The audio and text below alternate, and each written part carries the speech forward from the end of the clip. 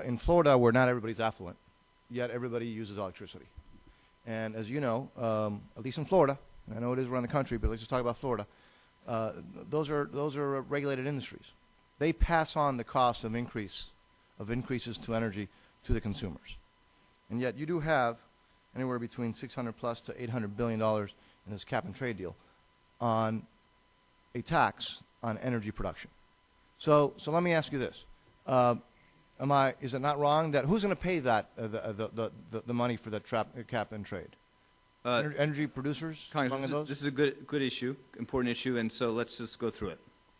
What the President's proposal does is, beginning in what we expect to be 2012, not tomorrow, but in 2012, to put in place a program tried based on things that have worked in the past that is designed to change the incentives for how Americans use energy so that we reduce... By charging more. By reducing our dependence, so we reduce our dependence on foreign oil. When you talk about incentives, is it by charging more? Well, you can't change behavior, how people use energy, unless you affect the incentives for how they face in this kind. Now, the really important thing is the resources this will raise are going to go back to 95% of working Americans, and there's $15 billion in the President's proposal to help facilitate this transition to cleaner energy technologies.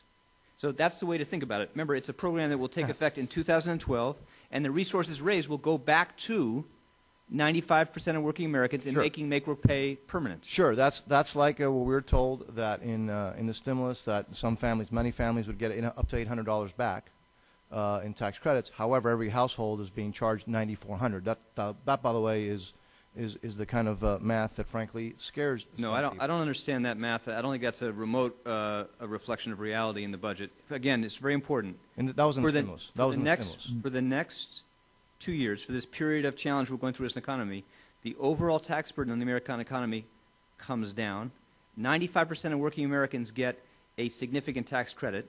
There's expanded earned income tax credit, expanded child care tax credit. We're talking about the cap and trade here. I'm trying to see if I can get you to answer that. No, I did on cap and trade. I said that in 2012, there's going to be an increase. We want to work with Congress on a program based on something that's worked to bring down acid rain emissions that will generate resources that we will put back into. When you say generate resources, that's through changing the cost of energy use. All right. Which you have to do. Yes, I'll yield to. Are you suggesting that the $15 a week in the make-work pay fully offsets the higher energy prices?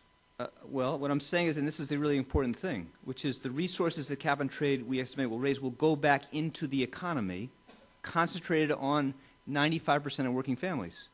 Now, so that's question, really. Good policy. It's fair policy.